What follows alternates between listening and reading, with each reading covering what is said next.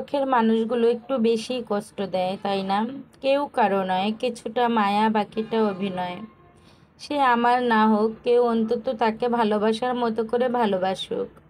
সময়ের বিরুদ্ধে যাক, অশোক তাড়া করে ফিরুক, তবুও হাত না ছাড়ুক। মানুষ কখনো ইচ্ছে করে বদলায় না। কিছু মানুষের অবহেলা আর স্মৃতি আর কিছু পরিস্থিতি বদলাতে বাধ্য করে। কাঁদতে কাঁদতে ঘুমিয়ে পড়া মানুষগুলোই জানে ভালোবাসার কতটা ভয়ঙ্কর। জীবনে এমন কিছু মুহূর্ত আসে, নীরব হয়ে থাকা ছাড়া আর কিছুই করার থাকে না। আসসালামু আলাইকুম everyone, back to my channel Bangladeshi blogger Laiju. আমি লাইজু বলছি নারায়ণগঞ্জ থেকে।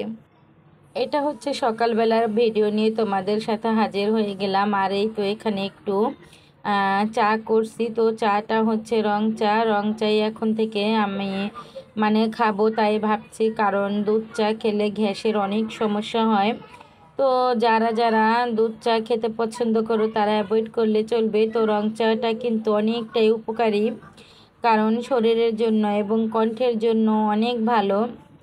তো যাই হোক, এখানে 3টা চা নিয়ে নিলাম। 3টা চা হচ্ছে গিয়ে আমি যেহেতু এই তো নতুন বাড়িতে এসেছি, নতুন বাসা চেঞ্জ করে নতুন ফ্ল্যাটে। তো আমার পাশে আছে একজন, ওনার আমরা দুজনই এক ফ্ল্যাটে থাকি।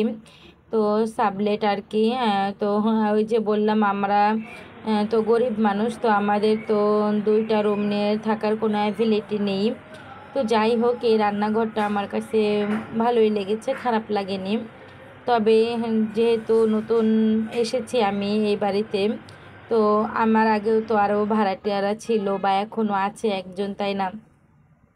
তো এই যে দেখুন অবস্থাটা আমি আপনাদেরকে দেখাচ্ছি। অবস্থাটা হচ্ছে গিয়ে এই তো, আমি যার সাথে আর কি থাকি, ও নতুন তো এসেছি, ও আর কি অনেকটা গুছানো গাছানো, অনেক পরিষ্কার থাকে, তবে ও এগুলো নাকি পরিষ্কার করতে পারে না।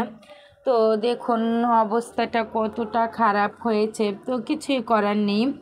আর যদিও আমি ভিডিও না করতাম, ব্লগার না হতাম, তাহলে কিন্তু আমি এগুলোকে পরিষ্কার করতাম, কারণ এগুলো পরিষ্কার না থাকলে আমার কাছে একদমই ভালো লাগে না।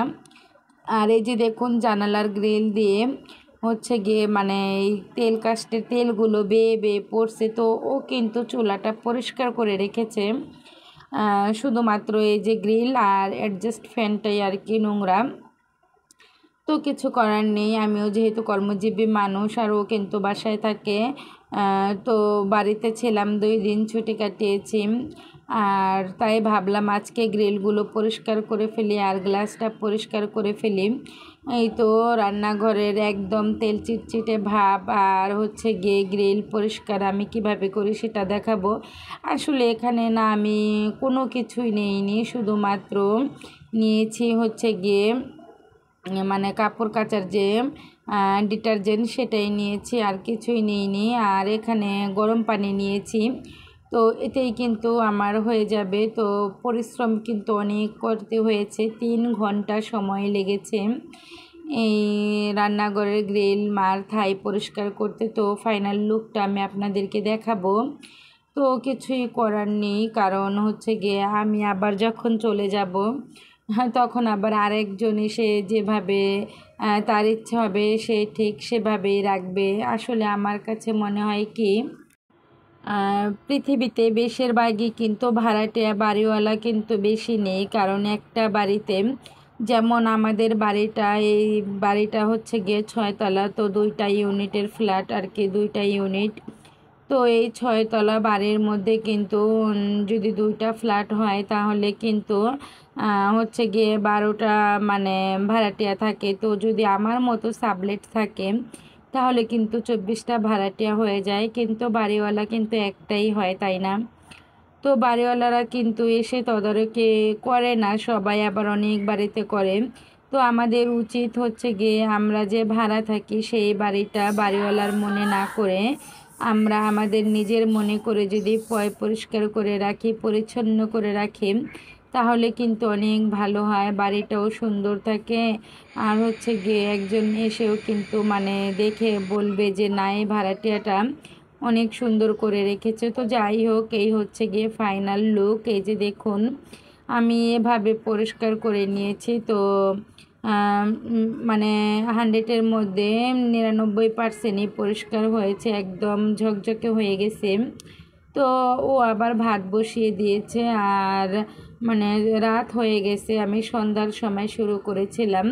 তো আমি আবার এই তো এখানে হচ্ছে গিয়ে রুটি বানানোর জন্য রুটির কাই করে নিচ্ছি। তো সন্ধ্যার সময় আর কি রুটি নাস্তা করব, আর হচ্ছে গিয়ে আজকে রাতে আমরা ভেবেছি আমি রুটি বানাবো, রুটি খেয়ে নেব। তো রুটি বানাতে তো আর ঠিক তেমন কষ্ট নেই, তারপরেও কেমন যে মানুষ বলে না, যতটা আরামে থাকবে ততটাই মানে মানুষ অলস হয়ে যাবে। আসলে এই কথাটা ঠিক। এখন রুটি মেকারে রুটি বানাই, তারপরও না ইচ্ছে করে না যে রুটি বানাই, তারপরে কিন্তু কিনে আনি। তো তোমাদের ভাইয়া কিন্তু বলে যে তুমি রুটিটা কিন্তু ঘরে বানালেই হয়, চাইলে পরোটাও বানাতে পারো।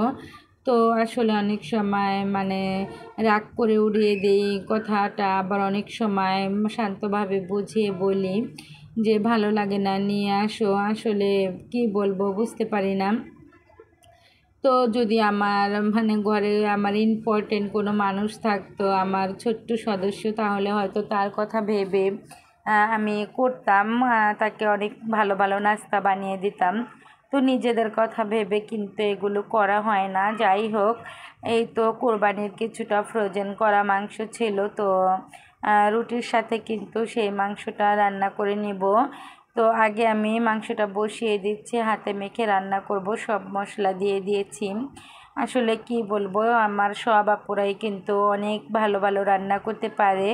আসলে যার যার রান্নার ধরন কিন্তু যার যার মতো, তাই না? তো যাই হোক, আজকে আমি হাতে মেখে রান্নাটা করছি। আসলে আমার সত্যি কথা বলতে কি, আমার কাছে না হাতে মেখে এই মাংস রান্নাটা বেশি ভালো লাগে না। আমার কাছে শুধুমাত্র যখন কোরবানির ঈদের সময় আসে, তখনই এই মাংসটা হাতে মেখে রান্না করলে ভালো লাগে। এছাড়া বেশি একটা ভালো লাগে না। কোরবানির ঈদের সময় কম মশলায় সাদা সাদা করে ভুনা করে নিলে অনেক ভালো লাগে। তো যাই হোক, একটা কথা কি, আমার হাতটা এমনভাবে জ্বালা করছে কি বলবো, কারণ এই যে এগুলো পরিষ্কার করতে গিয়ে আমার হাতটা কয়েক জায়গা দিয়ে কেটে গিয়েছে। কারণ গ্রিল তো, তারপরে তারের মাজনি দিয়ে আমি মেজেছি, স্টিলের যে মাজনিটা সেগুলো দিয়ে। তো কিভাবে কিভাবে হাতটা মানে ছিলে গিয়েছে একদমই বলতে পারছি না। তো এগুলো যখন মাংসগুলো যখন আমি ম্যারিনেট করছিলাম, তখনই বুঝতে পেরেছি হাড়ে হাড়ে যে আমার হাতের 12টা বেজে গিয়েছে। তো যাই হোক, এই তো এখানে চুলাটা এখন ধরিয়ে দেব, আর মাংসটা হতে হতে এখন আমি রুটিগুলো কিন্তু কাই করা ছিল, এখনই তো করেছি। তো রুটিগুলোকে বানিয়ে কিছুটা রুটি আমি রেখে দেব, আর হচ্ছে গিয়ে কিছুটা রুটি রাতের জন্য ভেজে নেব। তো ভিডিও মানে শেষ পর্যায়ে এসে পড়েছি। সেই ইম্পর্টেন্ট বোরিং কথাটা কিন্তু এখন আমি বলিনি, অনেকেই হয়তো বুঝতে পেরেছেন। আমি জানি আমার ব্লগার আপুরা কিন্তু বুঝে যাবে। তো যারা যারা লাইক দেননি, আমার অনেক ভালোবাসার আপুরা ভাইয়ারা ভিডিওর এই পর্যন্ত এসেছেন, আমাকে এখনও সময় দিয়ে যাচ্ছেন, প্লিজ লাইকটা দিয়ে দেবেন, কারণ আপনার একটা ছোট্ট লাইক আমার এই ভিডিওটা আরও 5টা ভাইয়া আপুর কাছে পৌঁছে দিতে সাহায্য করবে, প্লাস হচ্ছে আমার চ্যানেলটা একটু এগিয়ে নিয়ে যেতে সাহায্য করবে। তো এই তো রুটিগুলো লিচি আমি এইভাবে কেটে নিয়েছি গোল গোল করে। তো এখন রুটিগুলোকে বানিয়ে নেব। আর এই তো এই রান্নাঘরের বেসিনের সাথে এই স্পেসটা থাকার কারণে কিন্তু একটু সুবিধা হয়েছে।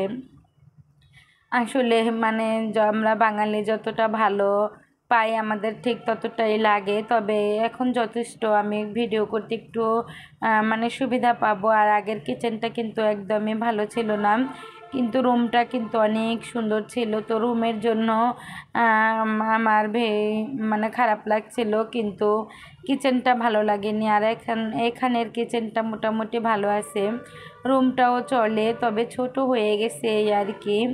তো যাই হোক, এই তো ঝটপট 1 মিনিটে 20টা রুটি কিন্তু বানানো যায় এই রুটি মেকারে। তো একটা আপু আমাকে সম্ভবত ঝর্ণা আপু কমেন্ট করেছিল রুটি মেকারে নাকি রুটি ভালো হয় না।